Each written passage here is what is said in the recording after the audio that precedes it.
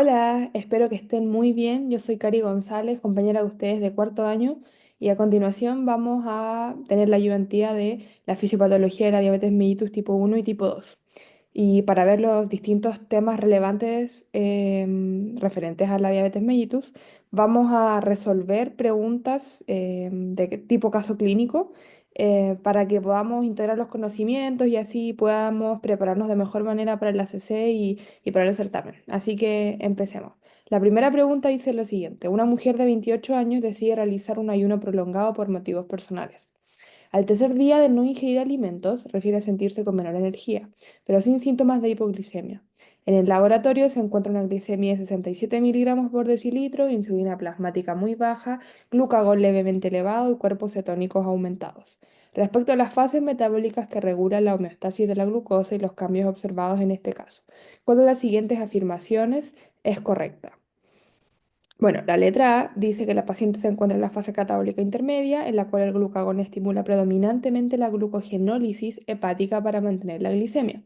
Letra B, en la fase catabólica prolongada, la insulina inhibe la lipólisis para preservar la masa magra, promoviendo el uso de cuerpos cetónicos como principal fuente energética. Letra C, durante la fase anabólica temprana, el aumento de insulina favorece la captación de glucosa y la síntesis de glucógeno hepático y muscular. Y por último, letra D, la fase anabólica tardía, los niveles elevados de glucagón estimulan la gluconeogénesis a partir de aminoácidos para mantener el equilibrio metabólico.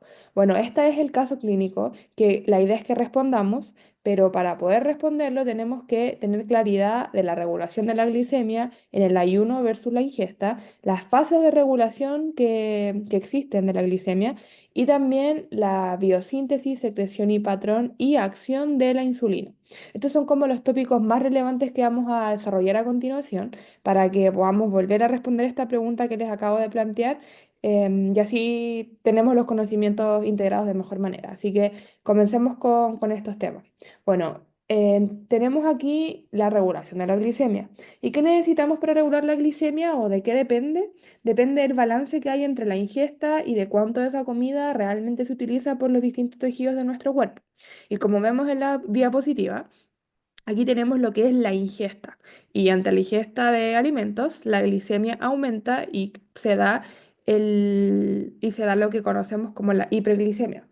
Esta hiperglicemia promueve un aumento de la secreción de insulina desde las células betas del páncreas, como podemos ver aquí en el esquema, y esto también genera un descenso del glucagón y de las hormonas contrarregulatorias. La insulina es una hormona anabólica y promueve el almacenamiento de los carbohidratos y de las grasas y también promueve la síntesis de proteínas. Dependiendo aquí del tejido del que estemos hablando, es el proceso que se va a llevar a cabo. Por ejemplo, aquí en lo que es músculo tenemos que se da paso, gracias a la acción de la insulina, a la glucogénesis, glucólisis y a la síntesis de proteína. Y lo relevante de acá es que de toda la glucosa que entra, gran parte se va al músculo esquelético gracias a la captación de dicha glucosa por la insulina del músculo. Y el último punto relevante de esta diapositiva es que consideren que no todos los tejidos dependen de la insulina para poder usar la glucosa. Y un ejemplo de esto es el cerebro, porque no necesita de la insulina para poder aprovechar la glucosa que hay disponible en el cuerpo. Bueno, y por otro lado tenemos lo que es el ayuno. Dada la baja disponibilidad de glucosa en el cuerpo, se produce la hipoglicemia, que es la que vemos aquí en el esquema, la cual es sensada y sumado a las bajas concentraciones de insulina, el cuerpo genera un incremento del glucagón y las hormonas contrarregulatorias, que si recuerdan es todo lo contrario a lo que pasaba en la ingesta de alimentos y estas características son propias de una fase catabólica en la cual el glucagón es secretado por las células alfas del páncreas, como podemos ver aquí en el esquema, y eso promueve la producción de glucosa gracias a la gluconeogénesis hepática, al desdoblamiento del glucógeno del hígado, o también conocido como glucogenólisis, y en menor grado también por la médula renal, que es lo que podemos ver aquí en el esquema, tal como veíamos en la ingesta. Aquí vemos los procesos que son mediados por el glucagón, tanto a nivel hepático, a nivel renal, que es en menor medida, en el tejido muscular y en el tejido adiposo. Pero lo que en realidad pasa con estos dos últimos tejidos, que por algo sale como indirecto, que es que por esta reducción en la captación de glucosa en los tejidos sensibles a la insulina, en este caso el músculo y el tejido adiposo, se promueve la movilización de precursores que estaban almacenados en estos tejidos. Entonces, en el caso del músculo sería aminoácidos principalmente, lo que se vería reflejado en lo que es la proteólisis, y en el tejido adiposo se vería reflejado en lo que son los ácidos grasos, en esta utilización de precursores para poder regular la glicemia y aumentarla, en este caso el ayuno. Bueno, en la diapositiva, en esta diapositiva podemos ver las fases de la regulación de la glicemia, y podemos ver el rol de de la insulina y de las hormonas contrarregulatorias en cada una de las fases. Por ejemplo, en la fase uno, que es la fase anabólica, donde está el predominio de la insulina, podemos ver como aquí en la tablita de aquí arriba se da la fase absortiva, que es donde se da paso a la ingesta. Y luego de que va pasando el tiempo, se da paso a la fase 2, 3, 4 y 5 respectivamente, las cuales ya son fases catabólicas, que podemos ver aquí en la tabla de abajo, que están mediadas por el glucagón y las hormonas contrarregulatorias. Y lo que busca a la larga todo esto es mantener la glicemia, pero por medio de las distintas hormonas, según cuánto tiempo haya pasado de la ingesta. Bueno, y ahora nos vamos de lleno con lo que es la insulina como tal. Y la pregunta que los invito a hacerse es cómo se produce la insulina, dónde se secreta. Y como dijimos anteriormente, la insulina se produce por las células beta de los islotes pancreáticos. Y en un inicio se sintetiza como un polipéptido precursor con una única cadena de 86 aminoácidos, la que es conocida como la preproinsulina, que es la que vemos aquí. Pero después esta preproinsulina se procesa por medio de un corte proteolítico que elimina el péptido señalizador aminoterminal, y eso es lo que da paso a la proinsulina, que es lo que está representado aquí. Entonces, luego de que tenemos esta proinsulina, por medio de una escisión de un fragmento interno de esta proinsulina, específicamente se hace una escisión de un fragmento de 31 residuos de aminoácidos, se genera el peptido C y dos cadenas de insulina, que son las cadenas A que tenemos por este lado de 21 aminoácidos y la cadena B que tenemos acá de 30 aminoácidos, las cuales están unidas por puentes disulfuro. Y la molécula de insulina madura y el péptido C se almacenan juntos y se secretan de forma simultánea de los gránulos secretores de las células beta. ¿Y por qué es importante esto? Porque el péptido C es menos sensible a la degradación hepática que la insulina, porque una vez que ambos se secretan, la insulina es metabolizada por el hígado y hay harta parte de ella que se pierde.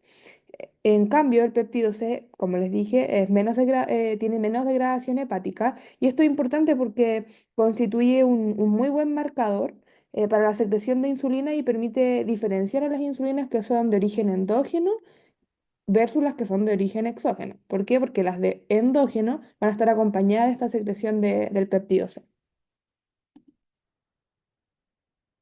Bueno, luego de que ya vimos un poco de la biosíntesis de la insulina, ahora corresponde ver cómo se secreta esta insulina. Y en todo este proceso es súper importante la glucosa, la cual, como sale aquí en la imagen, es el regulador esencial para la secreción de la insulina por las células beta pancreáticas, la cual, cuando es mayor a 70 miligramos por decilitro aproximadamente, logra estimular la síntesis de insulina.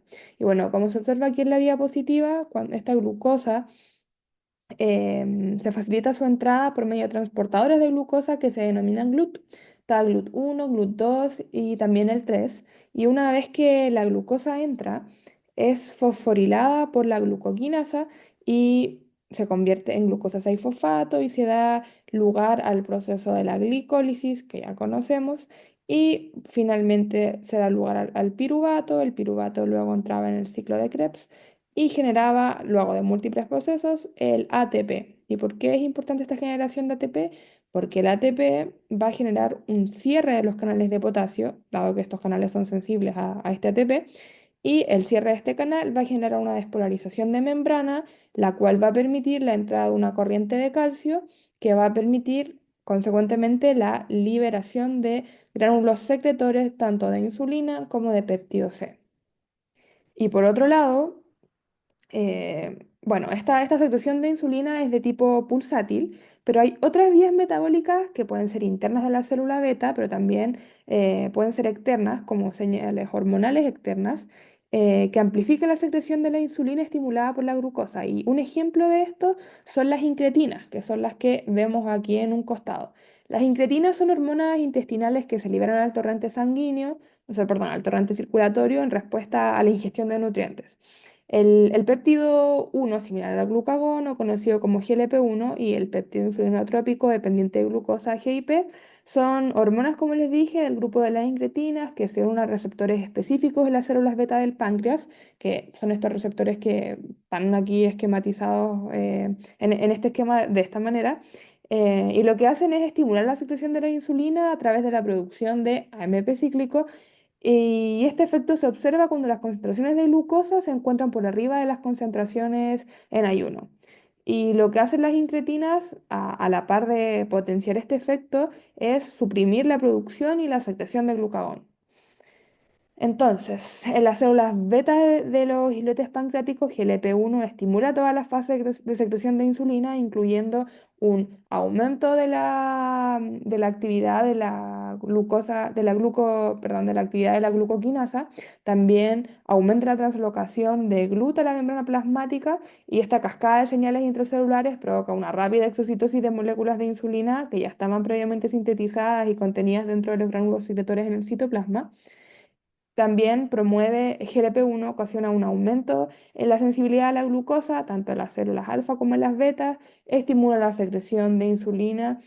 Solo en el caso de la hiperglicemia, disminuye la glucosa plasmática por postprandial y también en ayunas, inhibe la secreción de glucagón, salvo en el caso de hipoglicemia, y también actúa sobre el hipotálamo, generando específicamente una sensación de saciedad y una reducción en la ingesta alimentaria, como aparece aquí en el recuadro.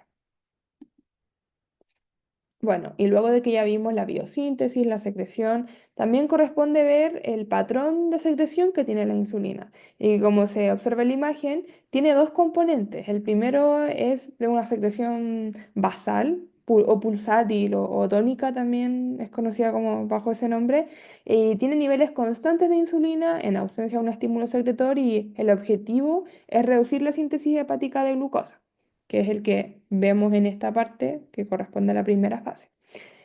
Bueno, y en la segunda fase es la secreción prandial, que es posterior a la ingesta de alimentos, y en este caso la glucosa es obviamente uno de los principales estímulos. Y esta etapa a su vez tiene dos subetapas o dos fases como subfases, y la primera de ellas es una secreción rápida que corresponde a estos gránulos de insulina que ya estaban preformados, y se demora de 5 a 10 minutos en secretarse, que es este primer fragmento. Y luego tenemos la segunda fase o secreción lenta de la insulina, la cual ya es más prolongada y se debe a que para la liberación de estos gránulos ya se producen luego de que el estímulo llega, y eso obviamente es más demoroso y requiere el transporte de todos estos gránulos, y en general el proceso suele durar hasta 2 horas. Bueno, luego de que ya vimos cómo se biosintetiza la insulina, cómo se secreta, cuál es el patrón que tiene, corresponde ver qué es lo que hace en el cuerpo y qué pasa cuando ya llega a su órgano blanco, a su destino. Y una vez que se secreta la insulina en el sistema venoso portal, como les comenté anteriormente, casi el 50% de ella es metabolizada por el hígado, y el otro fragmento de insulina que no es metabolizada por el hígado es la que llega a la circulación general y se une a sus receptores de sitio blanco. La insulina que se une a sus receptores, que es lo que vemos aquí esquematizado, estimula la actividad intrínseca de este receptor, que es un receptor de tipo tirosina quinasa. Y esto da como resultado la autofosforilación del receptor y el reclutamiento de moléculas de señalización intracelulares, como por ejemplo los sustratos del receptor de insulina, conocidos como IRS, que es el que vemos acá. Y que aquí se va como autofosforilando en un receptor de tirosina quinasa.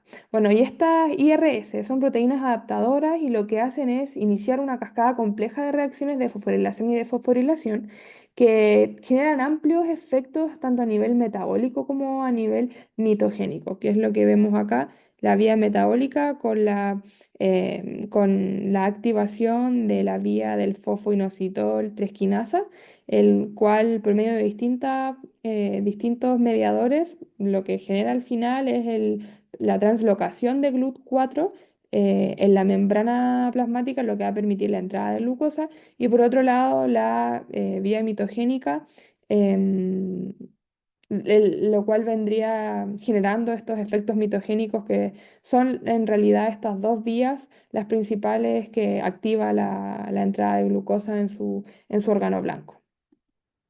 Bueno, luego de que ya vimos los distintos temas relevantes para responder este caso clínico, los invito a que si quieren pueden pausar el video, repensar las alternativas que vimos al inicio y que podamos analizar cada una de las incorrectas y correctas. Así que la respuesta correcta era la letra C. La letra C. ¿Y por qué no podía ser la A? ¿Por qué no podía ser la B? ¿Por qué no podía ser la D?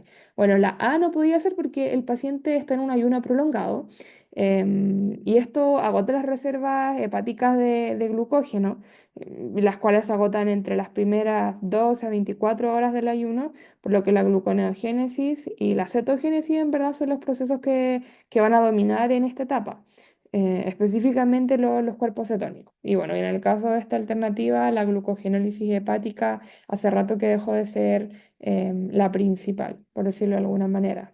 La letra B, durante la fase catabólica prolongada, los niveles de insulina son muy bajos y esto favorece, no inhibe la lipólisis en el tejido adiposo. Así que el error aquí estaba en inhibir la lipólisis porque en verdad lo que hace es favorecerla. Em, y bueno, esto lleva a la liberación de ácidos grasos, la producción de cuerpos cetónicos y decir que la insulina inhibe la lipólisis en esta fase es una contradicción. Así que descartada. Y por último, la letra D, la fase anabólica tardía. Dura entre 2 a 6 horas post ingesta, se caracteriza por un predominio de la insulina, no del glucagón. Y aunque este último empieza a aumentar suavemente, no lo hace lo suficiente como para inducir la gluconeogénesis de manera significativa. La gluconeogénesis a partir de aminoácidos ocurre sobre todo en la fase catabólica intermedia, pero no en la anabólica, así que esta alternativa tampoco tenía como por dónde ser correcta. Y bueno, y la alternativa C, durante la fase anabólica temprana, la insulina aumenta fuertemente y esto activa a transportadores como GLUT4 en el músculo y en el tejido adiposo, que es lo que vimos anteriormente, porque por medio de este transportador se favorece la captación de glucosa. Y además la síntesis de glucógeno en el hígado y en el músculo promueve la síntesis de lípidos y proteínas y esto prepara al organismo para poder almacenar los nutrientes que recién son absorbidos por la ingesta de alimentos. Así que eso con respecto a la insulina y a la regulación de la glicemia. Démosle entonces con la segunda pregunta. Un hombre de 45 años consulta en atención primaria por astenia y visión borrosa progresiva.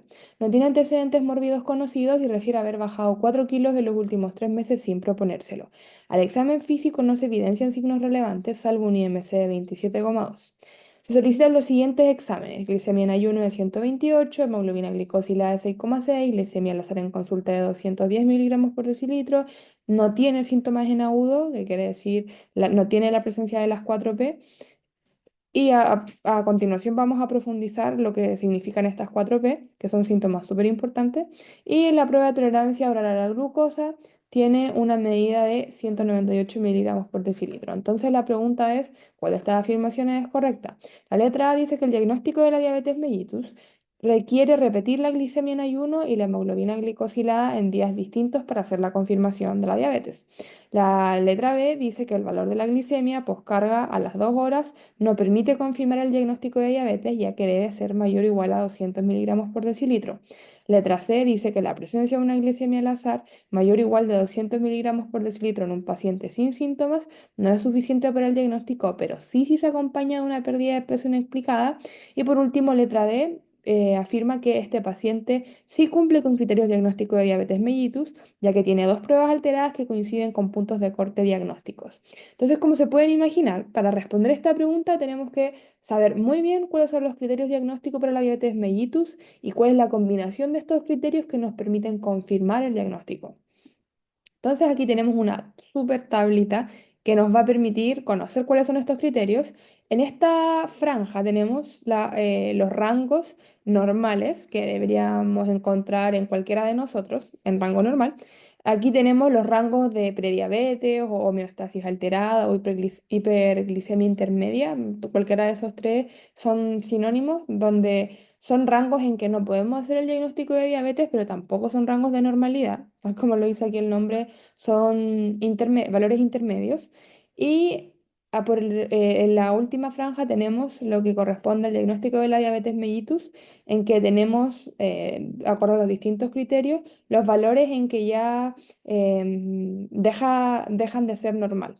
Por ejemplo, la glicemia de ayunas, cuando es mayor o igual a 126 miligramos por decilitro, la PTGO mayor a 200, la hemoglobina glicosilada mayor a 6,5 y la glicemia al azar, que es una glicemia que se toma en cualquier momento del día, cuando es mayor o igual a 200, más la presencia del síndrome diabético agudo, que esto es lo que les decía, que las 4P son cuatro síntomas súper importantes que corresponden a pérdida de peso, polifagia, poliuria y polidipsia, que son típicos síntomas que se presentan cuando hay una diabetes que está descompensada o cuando hay un debut de una diabetes. Entonces, son síntomas importantes que tienen que acompañarse de esta glicemia al azar para poder conformar un criterio. Entonces, tenemos ya estos criterios diagnósticos de la diabetes mellitus, pero hay ciertas combinaciones que me van a permitir confirmar el diagnóstico de la diabetes como tal, y son los que están representados aquí abajo. En primer lugar, se confirma el diagnóstico si hay una prueba alterada que está acompañada de los síntomas clásicos, que son los que les mencioné de las 4P. Entonces, si tengo cualquiera de estos, más los síntomas en agudo, puedo hacer la confirmación diagnóstica. Y la otra alternativa es, que es la que aparece por acá, que si tengo dos pruebas alteradas que coinciden, de que las dos estén alteradas, ya sea en un mismo test en días distintos o en distintos test que son tomados al mismo tiempo, puedo hacer la confirmación diagnóstica. Entonces, volvamos a la pregunta que les presenté. Aquí tenemos la pregunta. Entonces, en base a todo lo que les dije aquí, como vimos en la pregunta anterior, pueden pausarlo, pensarlo un poco y acordar los criterios que vimos. La respuesta correcta es la letra D. ¿Y por qué es la letra D? Vamos a analizar cada una de ellas. La A afirma que el diagnóstico de la diabetes mellitus requiere repetir la glicemia en ayuno y la hemoglobina glicosilada en días distintos para confirmarlo, y esto no es así, porque no se necesita repetir si las dos pruebas diferentes coinciden con los criterios diagnósticos. En el caso de la glicemia en ayuno, que es mayor a 126, y la hemoglobina mayor a 6,5, ambas están en el rango que te permiten hacer el diagnóstico y las dos son pruebas diferentes, así que podemos afirmar que el paciente tiene diabetes.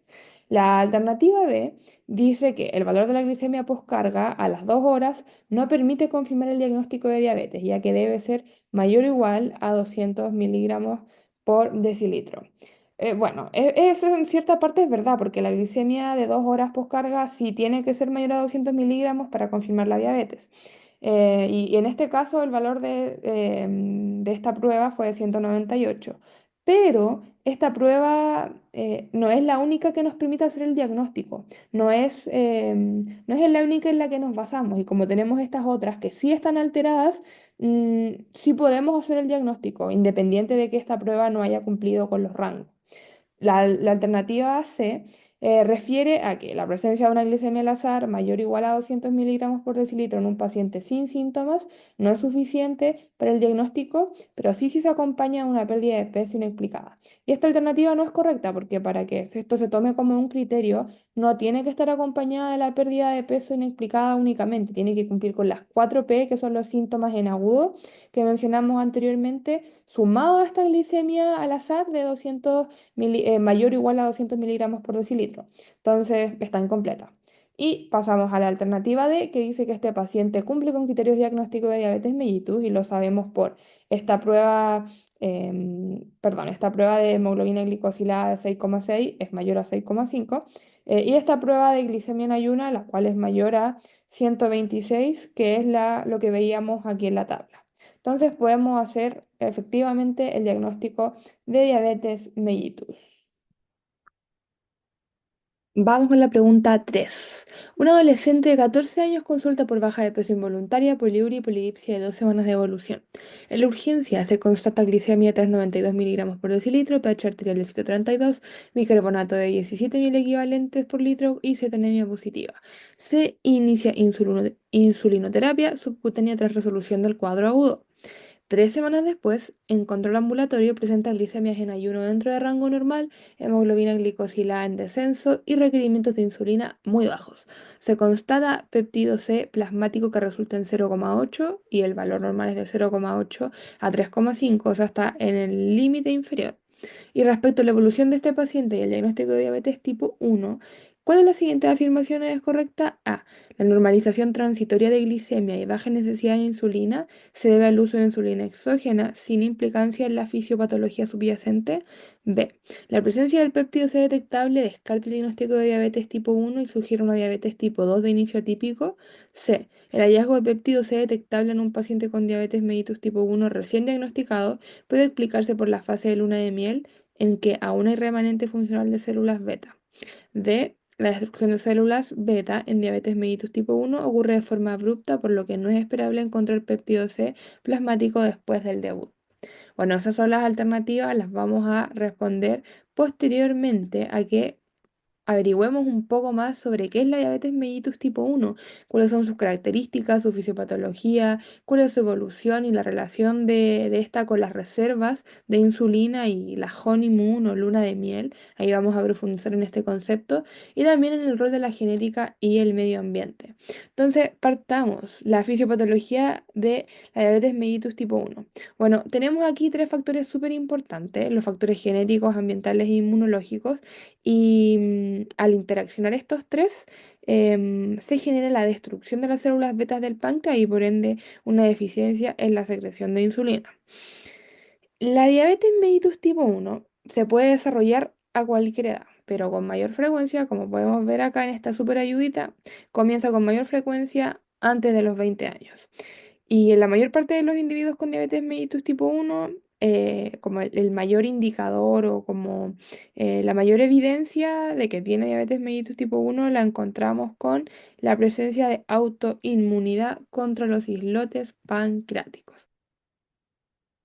Y en base a lo que recién estábamos hablando de estos islotes que están en las células beta pancreáticas, tenemos lo que es el mecanismo autoinmune por el cual estas células betas del páncreas son destruidas. El desarrollo de la diabetes tipo 1 se inicia con la presentación de péptidos de células beta por parte de las células presentadoras de antígenos, como podemos observar aquí en la figura. Aquí tenemos, como les iba comentando, una célula presentadora de antígenos. Entonces aquí estos chiquititos, esta pepita que vemos acá, representan los péptidos de células beta, los cuales son presentados por estas células presentadoras de antígenos, valga la redundancia, a los linfocitos TCD4 los cuales, y como para que contextualicen todo esto, dónde ocurre toda esta presentación de la célula presentadora de antígenos con los linfocitos TCD4 ocurre en los ganglios linfáticos pancreáticos. Estas células son las que migran y se encuentran aquí con los linfocitos TCD4. Entonces, esta célula le presenta estos péptidos de células beta y al activarse los linfocitos TCD4, este tiene dos funciones principalmente. La primera de ellas es la que vemos aquí en B, que es este linfocito TCD4 activa a los linfocitos TCD8, los cuales al ser activados regresan al islote pancreático y aquí es donde destruyen las células betas que expresan esto, como todas aquellas células betas que expresan estos autoantígenos inmunogénicos, son destruidas por el linfocito TCD8.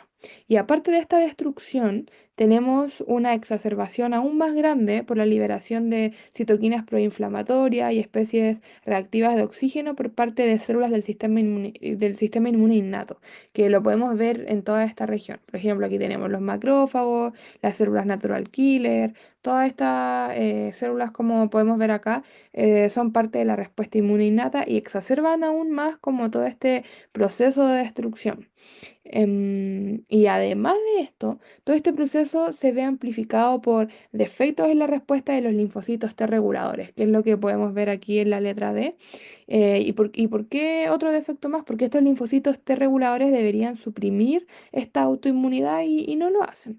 Y por último, aquí en la letra E, tenemos células T activadas dentro del ganglio linfático pancreático, que son las que están acá, que estimulan a los linfocitos B para que produzcan anticuerpos contra las proteínas de las células beta.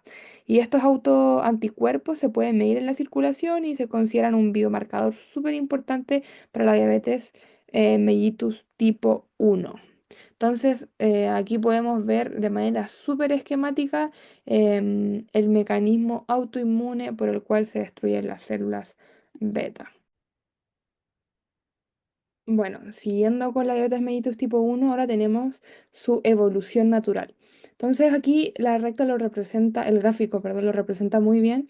Tenemos a un individuo con una predisposición genética que luego de un inmunoactivador o un estímulo que puede ser infeccioso o ambiental, da paso a la aparición de la diabetes mellitus tipo 1 de manera progresiva. Empieza con esta autoinmunidad que explicamos recién.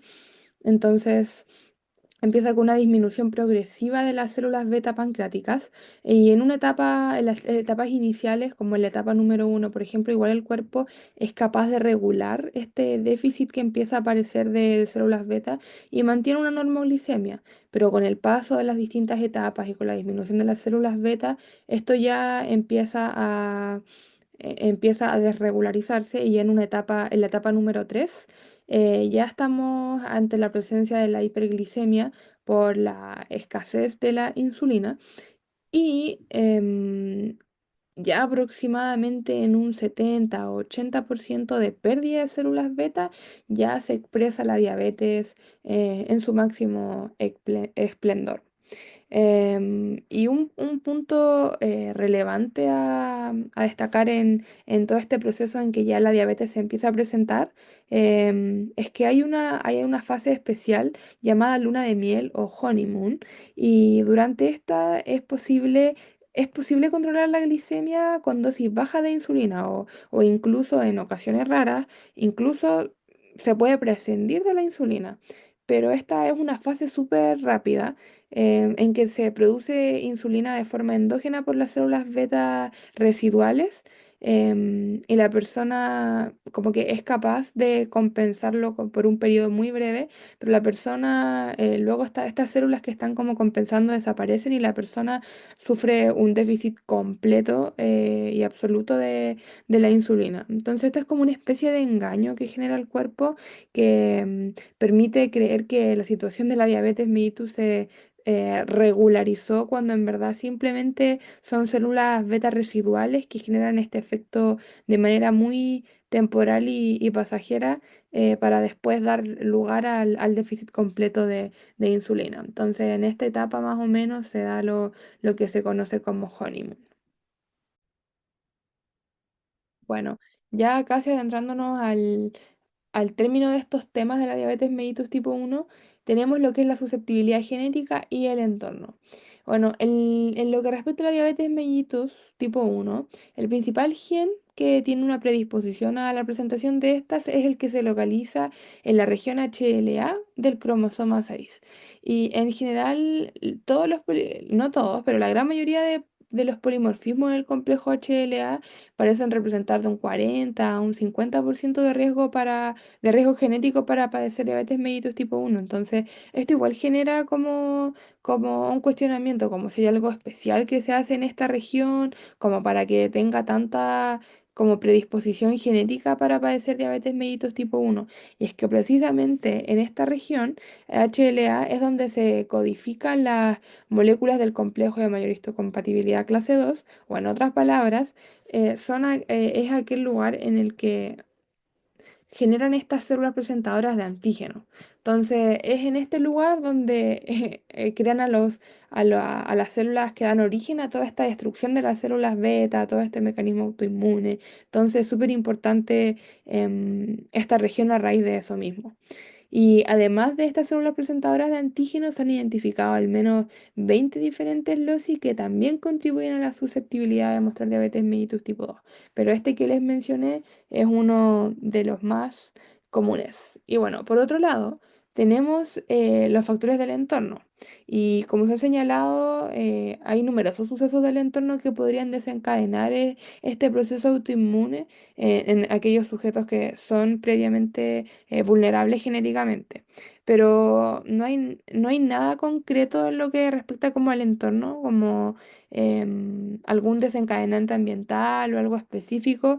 em, y por qué no se ha podido identificar? Porque es un suceso que puede pasar como muy cerca en el desarrollo de la diabetes o muchos años atrás al desarrollo de la diabetes. Entonces, como súper ambiguo identificar si es un proceso que ocurrió hace 10 años o hace un año o hace un par de meses. Entonces, es difícil encontrar este desencadenante, pero aún así se han planteado como posibles desencadenantes algunos virus como los Coxsackie, la rubiola, el enterovirus, proteínas de leche bovina o el déficit de la vitamina D, toxinas ambientales, entre otros, que son los que podemos ver aquí en la imagen. Entonces, les planteé una pregunta hace un par de diapositivas atrás, así que tómense su tiempo, vuelvan a releer la pregunta para que podamos ir analizando. Entonces, la alternativa correcta es la letra C. Y veamos por qué.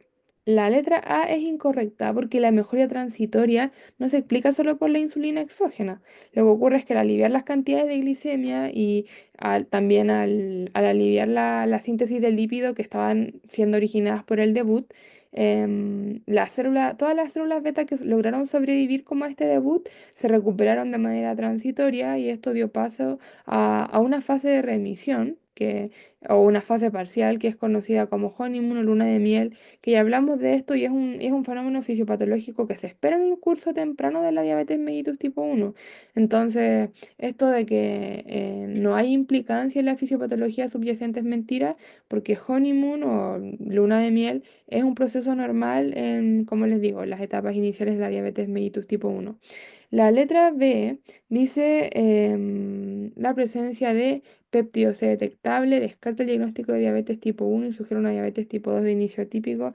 Es mentira, porque que haya péptido C detectable no lo descarta, porque durante la honeymoon o la luna de miel es habitual que aún haya un poco de producción de insulina endógena, de manera muy residual, pero aún lo hay. Y, y a raíz de esto mismo, lo que define la diabetes mellitus tipo uno es su naturaleza autoinmune, no la ausencia o presencia del péptido C. Entonces, tampoco estaría correcta esta alternativa. Y por último, la letra D. La letra D es incorrecta porque la destrucción de las células beta en la diabetes mellitus tipo uno no es abrupta, es un proceso progresivo. En algunas personas dura meses, en otros dura años, pero por lo general es un proceso larvado, tiene fases iniciales preclínicas, hay un deterioro funcional y luego hay una manifestación clínica. Entonces, este péptido C se puede detectar varias semanas o varios meses tras su debut. Entonces, hay dos cosas incorrectas acá. Una, que no es de forma abrupta, y lo otro es que el péptido C sí se puede encontrar después del debut, pero esto mismo que hablamos de la honeymoon, que tiene estas células beta residuales que generan una leve secreción de insulina y de péptido C, posterior ya al debut. Entonces, esta también está incorrecta. Y la alternativa C es la correcta porque el paciente está en fase de remisión parcial o conocido también como honeymoon, o también conocido como luna de miel, donde la necesidad de insulina es transitoriamente baja debido a una breve recuperación funcional de las células betas que aún no han sido destruidas totalmente. Y la presencia del péptido C detectable es bajo, pero es característico en esta etapa y con el tiempo se espera que desaparezca a medida que siga progresando la destrucción de la célula inmune. Vamos entonces con la cuarta pregunta, que es la penúltima de esta ayudantía.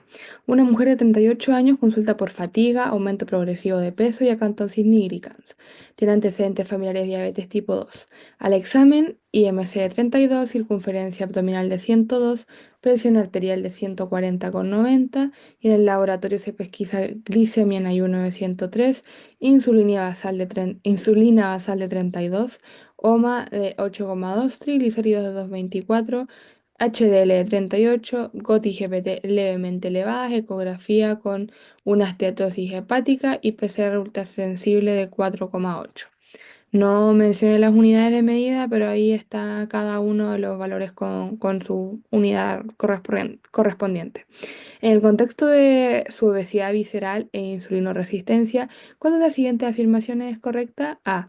La activación crónica del eje insulina IRS PI3K, que si no recuerdan, la sigla del IRS corresponde al sustrato del receptor de insulina y PI3K corresponde a fosfoinositol 3-fosfato quinasa, para que lo tengan en consideración. Bueno, entonces la A dice que la activación crónica del eje insulina IRSP y 3K se mantiene funcional en estados de resistencia insulínica, lo que explica la hiperinsulinemia compensatoria sin disfunción celular. B, la fosforilación serina del IRS1 en respuesta a estrés inflamatorio inhibe la sensibilización insulínica, contribuyendo al desarrollo de insulinoresistencia periférica. C, la cantosis nigricans es secundaria al daño hepático y niveles elevados de transaminasas y no guarda relación con la señalización de insulina. D, en el contexto de resistencia insulínica, la lipólisis del tejido adiposo se reduce, lo que contribuye al aumento de triglicéridos y esteatosis hepática. Bueno, para responder esta pregunta hay dos conceptos súper importantes que vamos a desarrollar, que es el de la insulinoresistencia y del hiperinsulinismo. Entonces, partamos con el de la insulinoresistencia. Este es el mecanismo central de la diabetes mellitus tipo 2 y el término como tal corresponde a una menor respuesta de los tejidos periféricos insulinotrópicos, en este caso el hígado, el tejido adiposo y el músculo, a los efectos metabólicos de la insulina. Entonces, tenemos que la insulinoresistencia hepática se traduce como una disminución de la capacidad de la insulina para inhibir la producción hepática de glucosa o la gluconeogénesis. En el tejido adiposo se traduce como como una menor capacidad de la insulina para suprimir la lipólisis. Y por último, en lo que respecta al músculo esquelético, se expresa como una disminución de la capacidad de la insulina para promover la captación de la glucosa. Por ende, baja esta captación de glucosa. Entonces, a pesar de que estos efectos no son simultáneos, em, la insulinoresistencia sí se expresa de manera distinta en estos tres tejidos y impactará de forma diferente a lo que es la homeostasis de glucosa. Bueno, ya terminando un poquitito con lo que es el término de la insulinoresistencia, esta diapositiva es para destacar que luego de que la insulina se une a su receptor y da paso a toda esta cascada de señales intracelulares, hay dos vías de señalizaciones que son importantes. Por un lado, la vía del fosfoinositol 3 quinasa, la cual daba paso a distintas cosas, dentro de ellas la más conocida, la de GLUT4, la translocación de GLUT4, que era este transportador que permitía la entrada de glucosa a la célula. Y por otro lado, la activación de la vía mitogénica, que es una vía de proliferación celular independiente de insulina, pero que se permitía su señalización gracias a la unión de la insulina a su receptor. Entonces, estas dos vías son súper importantes. ¿Y por qué las menciono o qué relevancia tienen? Y es que a pesar de que aún no se, a pesar de que aún no se conoce el mecanismo molecular preciso de la resistencia a la insulina en la diabetes mellitus tipo 2, se cree que el problema ocurre a nivel de las vías de transducción por receptor, que son estas vías que les mencioné recién. Y específicamente se cree que el problema puede que esté en la vía metabólica de la señalización, eh, pero de forma predominante los efectos de la activación de la vía mitogénica. Entonces, es importante que sepan y que conozcan estas vías, porque probablemente aquí es donde ocurre esta falla que da lugar a la insulinoresistencia. Otro término relevante a conocer es el hiperinsulinismo, y es que existe una estrecha relación entre la sensibilidad a la insulina y la secreción de la insulina. Cuando hay una disminución en la sensibilidad a la insulina, la cual puede ser fisiológica como en la pubertad o en el embarazo, o puede ser patológica como lo es en la obesidad, se observa una disminución de la sensibilidad a la insulina que siempre va asociada con un aumento de la secreción de insulina por encima de los niveles fisiológicos. Y es precisamente a esto lo que se le llama un hiperinsulinismo compensatorio, que en realidad es una respuesta adaptativa por parte de la célula beta que lo que busca es mantener la homeostasis de la glucosa. Entonces, cuando se desarrolla este hiperinsulinismo compensatorio, hay dos factores que nos permiten entender cómo se produce.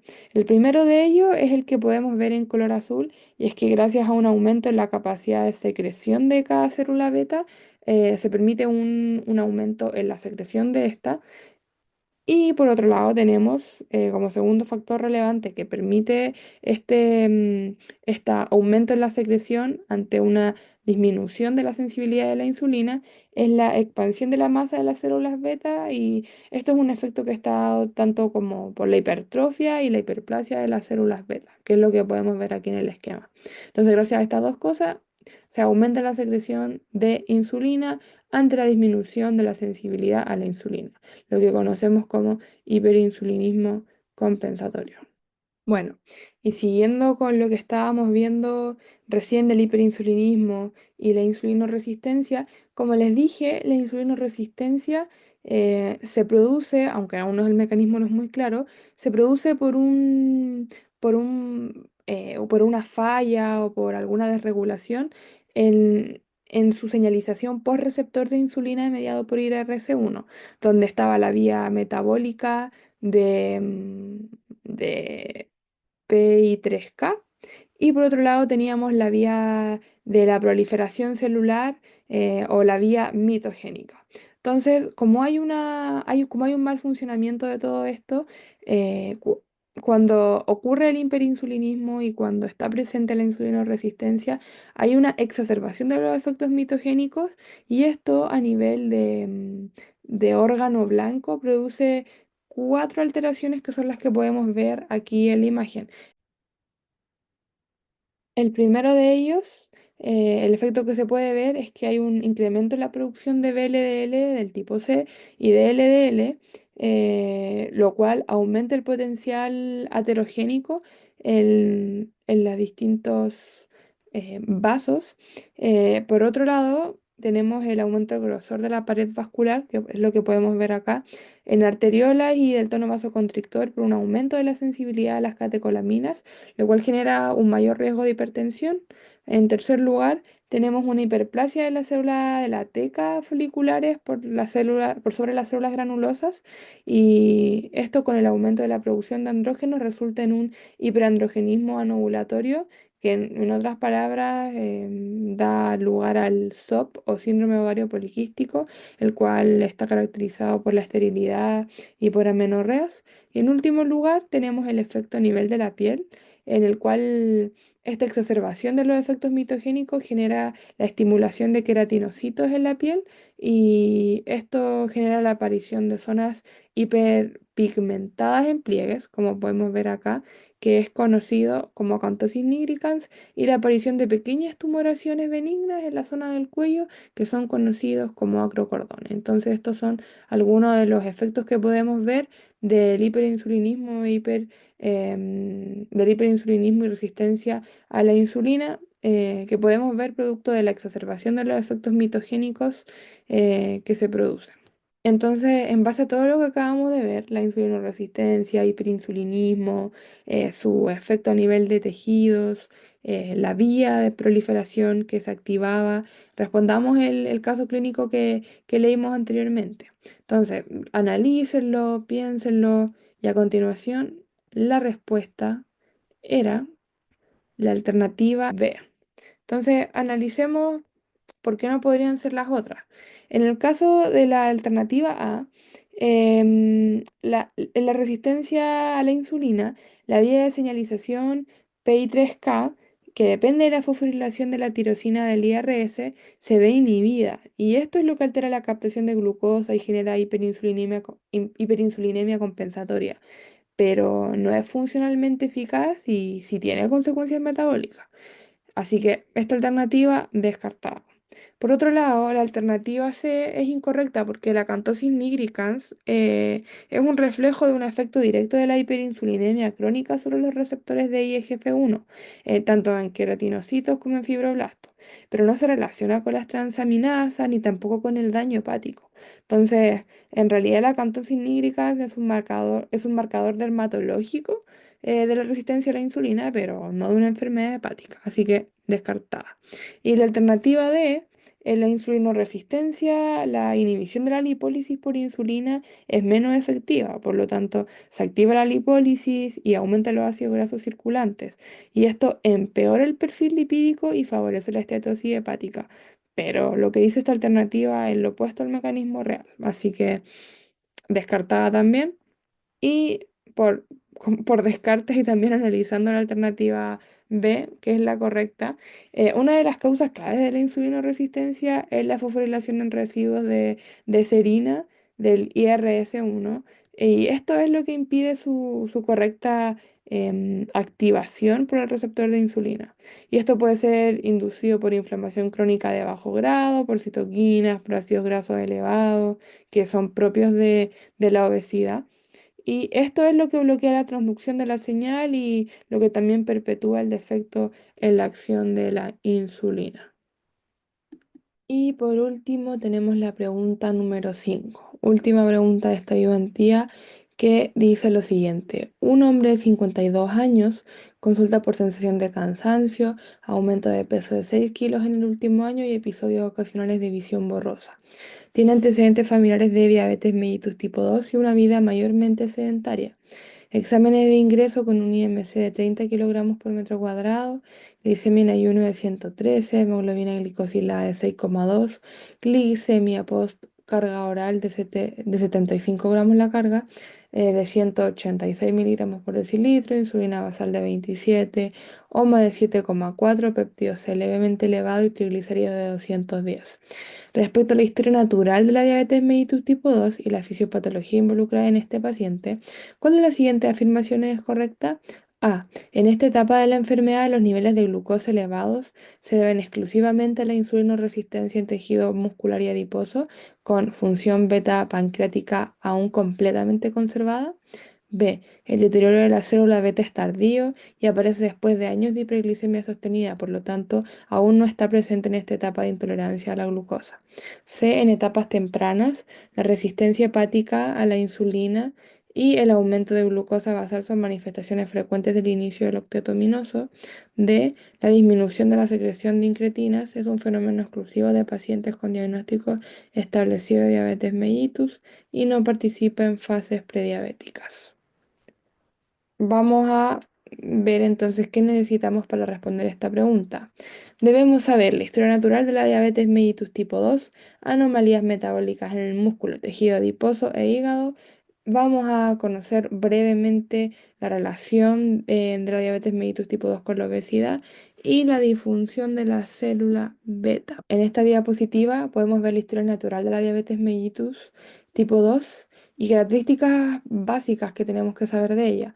Por ejemplo, que esta diabetes mellitus tipo 2 está caracterizada por tener alteraciones en la secreción de insulina, resistencia a la insulina, una producción excesiva de glucosa hepática, un metabolismo anormal de lípidos y también tiene una inflamación sistémica leve. Entonces, analicemos un poco el gráfico y qué es lo que tenemos acá. Tenemos la sensibilización a la insulina, la cual, como vimos anteriormente, hay una pérdida de la sensibilización, lo que aumenta la resistencia a la insulina, y hay un aumento de la secreción de insulina, llamado hiperinsulinismo compensatorio, que busca compensar de alguna manera la pérdida de la sensibilidad de la insulina. Entonces, en las etapas iniciales, por lo general, es todo bastante normal, pero cuando ya empieza a aumentar esta insulina, a disminuir la sensibilidad, llega un punto en que el cuerpo ya no es capaz de tener esta regulación y se da paso a IGT, que es la intolerancia a la glucosa y está caracterizada por aumentos en la glucosa postprandial, que ahí ya nos está indicando de lleno que hay una alteración muy propia de la diabetes mellitus tipo 2. Entonces, a raíz de esta supresión inadecuada de insulina que hay en relación a todas estas características que ya mencionábamos y de las características que hay en esta pérdida de la sensibilización a la insulina y aumento en su secreción, como no se suprime la insulina de buena manera, hay una producción excesiva relativa de glucagón y esto genera un aumento en la producción de la glucosa hepática. Entonces,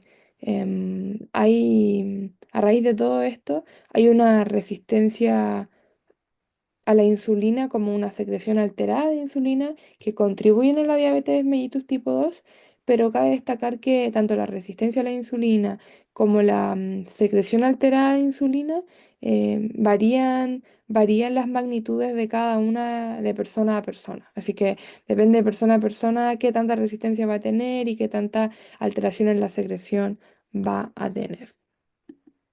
Esta imagen resume las principales alteraciones metabólicas que ocurren como consecuencia de la disfunción de las células betas pancreáticas y de la resistencia a la insulina, contribuyendo al cuadro clínico característico de la diabetes tipo 2.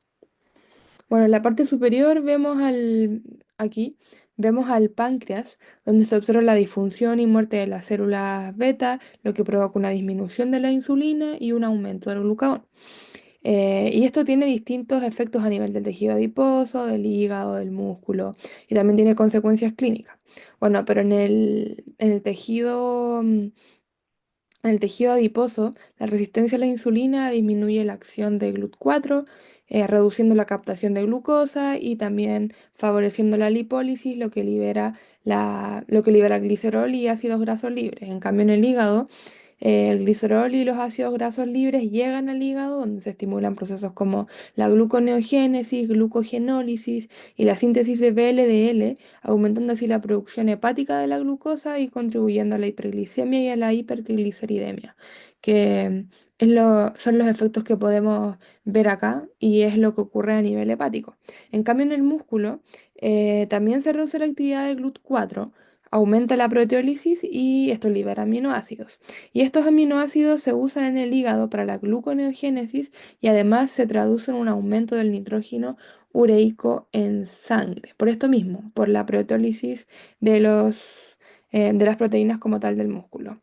Bueno, y al nivel de clínica, todo esto lleva a una menor captación de la glucosa por los tejidos periféricos, una mayor producción hepática de la glucosa y un estado hipercatabólico en general, lo que resulta en una hiperglicemia, en una hipertrigliceridemia y eventualmente podría darse una glucosuria, que es la presencia de glucosa en la orina, si es que la glicemia supera el umbral renal.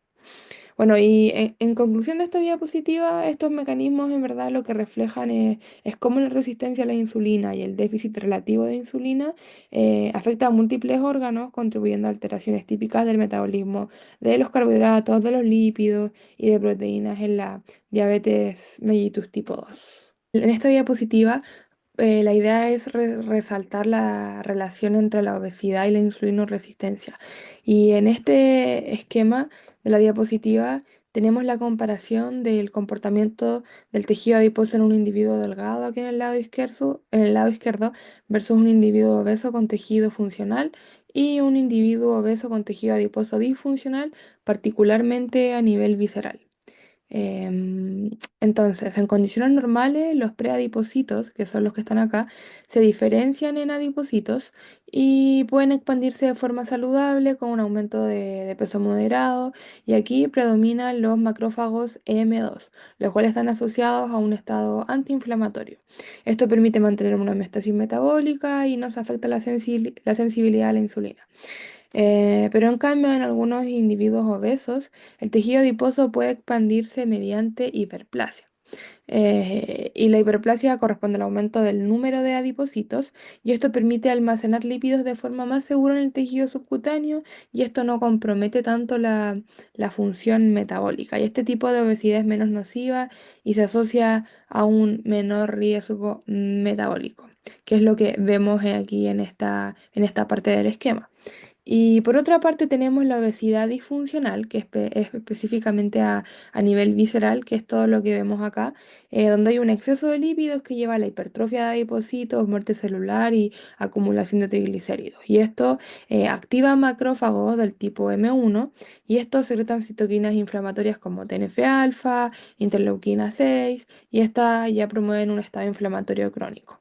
Y a nivel como de consecuencias metabólicas, todas estas señales van a activar vías intracelulares como JNK, IKK, PKR, y las cuales interfieren con la señalización de la insulina y generan resistencia a esta misma.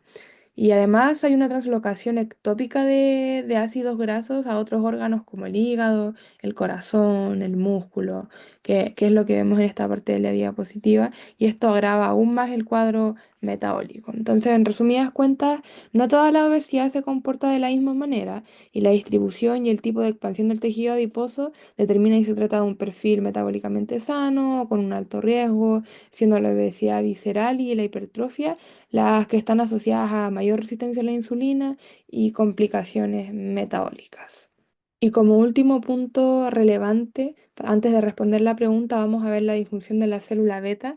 Y este gráfico lo que busca es mostrarnos cómo se altera la secreción de la insulina frente a niveles altos de glucosa en pacientes con diabetes tipo 2 comparado con una respuesta normal. En condiciones normales, ante una carga de glucosa, hay una primera fase rápida, que es la que vemos acá, una primera fase rápida de secreción de insulina que está representada por este pic que es como que representa la ingesta. Y en la diabetes tipo 2 esta fase está ausente o está muy disminuida y por eso está esta X acá. Y la razón de que esté disminuida o ausente es a tres factores principalmente, que es lo que podemos ver aquí en el esquema a una alteración de la liberación de los gránulos de insulina que ya deberían estar preformados por una disminución de la relación insulina-preinsulina, lo que indica una secreción menos eficiente, o por una disminución de incretinas, como podría ser GLP-1, que normalmente son potenciadores de esta primera fase. Y la segunda fase, que es la que vemos acá, corresponde a una secreción más sostenida de insulina resultando de síntesis de nuevo. Y en la diabetes esta fase también se ve comprometida. Aquí observamos una menor relación insulina-preinsulina y esto indica que la célula beta no logra compensar adecuadamente. Y ya por último, en este cuadro azul, lo que intenta mostrar es que a pesar de la disfunción, se puede mantener una secreción tónica de insulina en fases más tardías, pero que esta secreción es insuficiente para normalizar la glicemia. Y este fenómeno refleja la lucha constante del páncreas por intentar buscar el equilibrio aun cuando las células beta están fallando. Entonces, en general, este patrón alterado de la secreción de insulina es característico de la diabetes tipo 2, donde no funciona de manera correcta ni la primera ni la segunda fase, sobre todo la primera fase por estos tres aspectos que ya mencionamos. Y comprender estas fases y la disfunción en cada una de ellas cuando está presente la diabetes mellitus tipo 2 es clave para entender el fracaso progresivo que hay en las células, en la función de las células beta pancreáticas en esta patología de la diabetes mellitus. Entonces, volvamos a nuestra pregunta número 5. Tómense un minuto, pausen el video y reflexionen cuál de estas cuatro podría ser nuestra respuesta correcta. Y la respuesta correcta es la alternativa C. Veamos por qué no son las otras alternativas. La alternativa A es incorrecta porque aunque la resistencia a la insulina periférica, tanto en el músculo y en el tejido adiposo, es uno de los primeros eventos, no es el único. En esta parte donde dice que se debe exclusivamente a la insulinoresistencia en tejido muscular y adiposo, el término exclusivo está mal empleado porque no es el único. La función beta pancreática ya comienza, y además de esto, la función beta pancreática ya comienza a deteriorarse antes del diagnóstico de la diabetes mellitus tipo 2. Entonces, este paciente ya muestra signos de hiperinsulinemia compensatoria y alteración postcarga. Entonces, esta función beta pancreática no está completamente conservada, todo lo contrario. Así que alternativa descartada. Por otro lado, la alternativa B es falsa porque la disfunción progresiva de las células beta comienza temprano en la historia natural, incluso en etapas de intolerancia a la glucosa o prediabetes. Y aquí en la alternativa B sale que este deterioro es tardío, que aparece después de años, así que esto se contrapone totalmente a la realidad. La alternativa D, por otro lado, habla de algo incorrecto porque las incretinas disminuyen en etapas tempranas de intolerancia a la glucosa, incluso antes del diagnóstico formal como tal. em, por ende, em, esto de que las incretinas es un fenómeno exclusivo de pacientes con el diagnóstico ya establecido, totalmente falso, dado que incluso en fases prediabéticas ya estas incretinas empiezan a verse afectadas y empiezan a disminuir su secreción y su efecto potenciador. Entonces volvamos a la alternativa C, la cual representa la alternativa correcta, ya que en las etapas tempranas se observan alteraciones en la acción de la insulina hepática, que explica la elevación de la glicemia basal, y esto forma parte de algo conocido como el octeto ominoso, que es describido como la resistencia periférica, la disfunción beta, aumento de la glucosa hepática, disminución de las incretinas, aumento de glucagón, aumento de reabsorción de glucosa renal, disfunción del sistema nervioso central, lipotoxicidad. Este octeto ominoso, si no me equivoco, no lo vieron en clases, pero em, lo que hace es resumir las distintas manifestaciones que caracterizan a la diabetes mellitus tipo 2 y es bien interesante porque menciona varios de los efectos metabólicos que vimos en esta última parte, así que los invito ahí a investigar un poquitito del octeto ominoso que resume muy bien los efectos metabólicos que estuvimos viendo e incluso agrega un par más que les mencioné ahora recién para que lo puedan buscar. Em, y eso con respecto a la alternativa C. Entonces, les agradezco un montón su tiempo. Ojalá la ayudantía les haya gustado, los tipos de resolución de casos clínicos y la metodología que estamos utilizando. Así que cualquier duda, nos preguntan por Instagram, estamos atentos, pueden escribirnos acá. Y mucho, mucho éxito en el ACC, en el certamen y a darle con todo en este semestre de que a pesar de que es duro, se va a pasar súper rápido. Así que denle con todo y nos seguimos viendo en próximas ayudantías. Chao, chao.